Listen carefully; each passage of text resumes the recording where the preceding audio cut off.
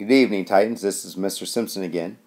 Hope your quiz today went great for you. And we're going to take it to the next level tonight, and we're going to be solving absolute value equations. So look over what you will learn. Before we actually solve absolute value equations, it's real important that we recognize some properties about absolute values.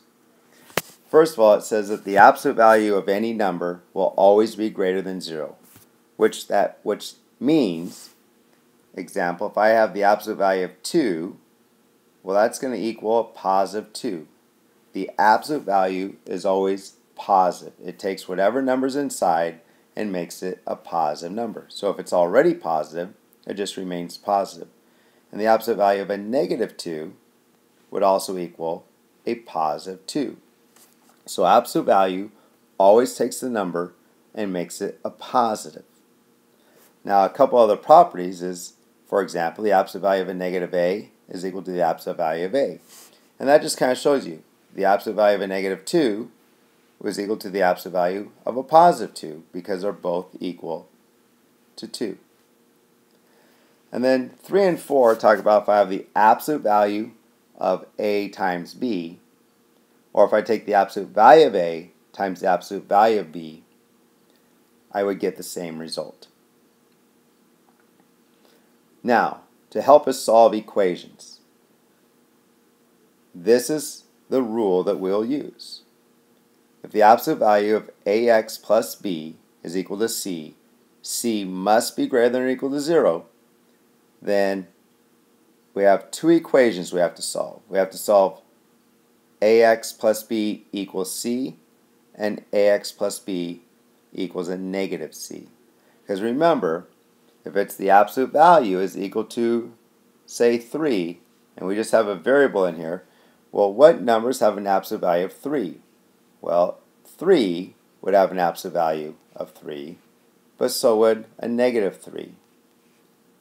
So when we rewrite these equations, we have to make sure we set what's inside the absolute value equal to the number given, but then also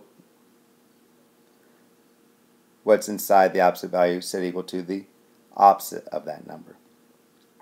And then lastly, and again, let me erase this a little bit here, because this last part is real important. If we take a look at this last part right here, if the absolute value is set equal to a negative number, so if I have the absolute value of x is equal to a negative 5, there is no number that I can plug in for x that will make this ever equal a negative 5, and we would have no solution. So let's take a look at a couple of examples here.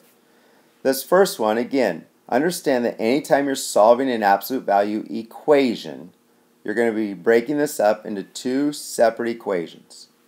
One, what's inside the absolute value equal to 6. So exactly the way it's given to us without the absolute value. But then what's inside the absolute value equal to the opposite of that number. And now we have to solve each one of these. So here we're going to add 4. We get x is equal to 10. We add 4, and we get x equals a negative 2. And if we were to graph these, as they ask, we'd graph it on a number line. A negative 2 would be here. I'm going to put 0 in, and then 10 here. And all we would do is put dots on the negative 2 and the 10. If you take a look at b, you got to be excited about this one. Because when you look at it, it's already set equal to a negative number. And based on the rule that we talked about on the previous slide, when the absolute value, which always must be positive, is set equal to a negative number, it can't be solved. The answer is a no solution.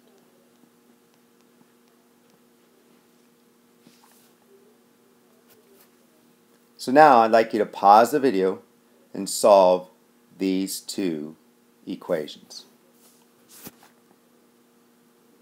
Alright, welcome back.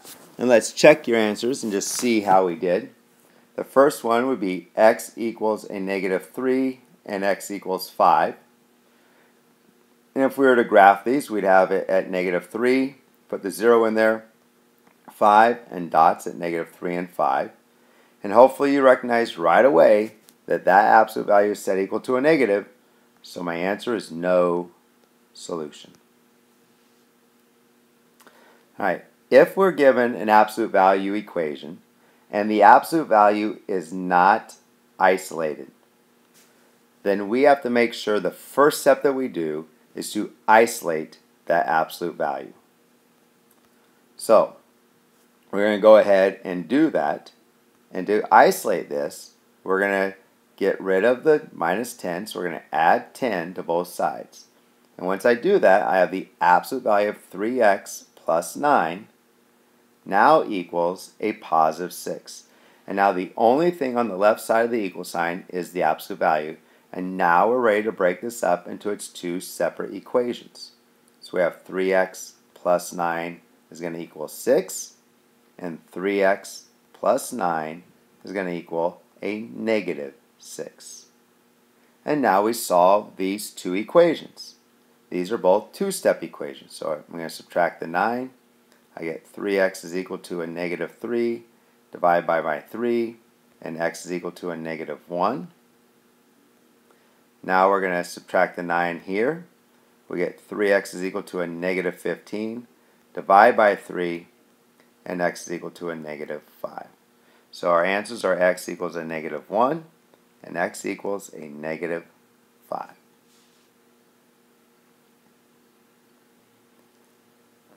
Here is an application problem. And in this application problem, it states that in this cheerleading competition, the minimum length of the routine is 4 minutes and the maximum length of the routine is 5 minutes. And they want us to write an absolute value equation that represents the minimum and maximum lengths.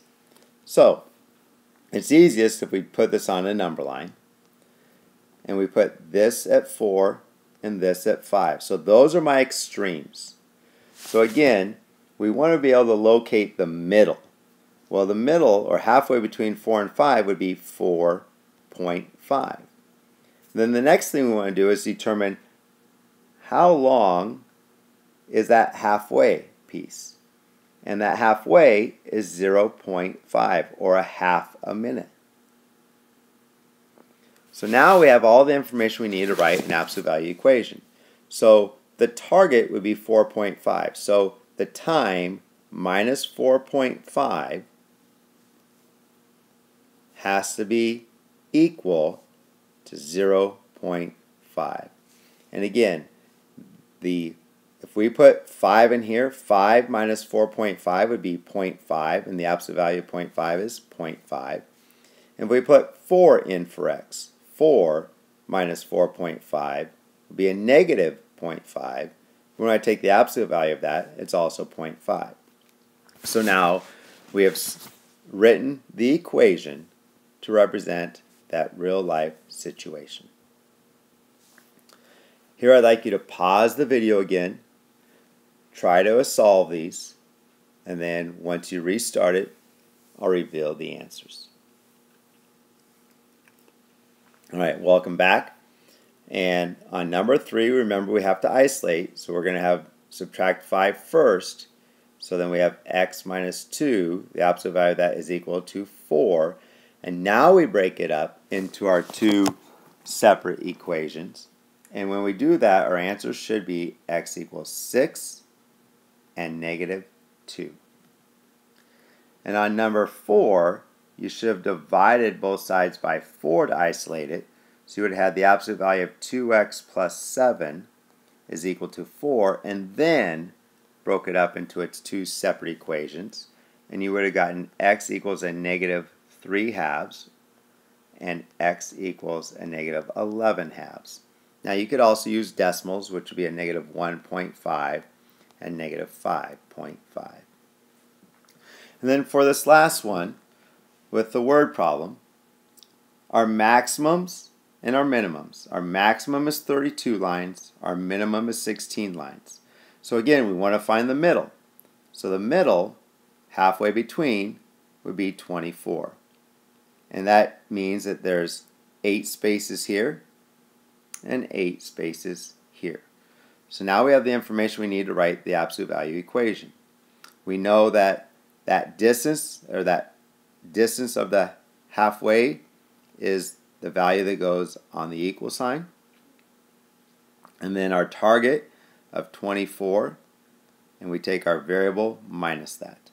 And now we have our absolute value equation set up to determine the minimum and maximum lengths for that poetry. Now, there's a little bit more to cover from this, but we're already almost at 11 minutes. So we'll cover the rest of this in class on Monday. And hopefully you got this done before Sunday night late. And we'll see you Monday morning.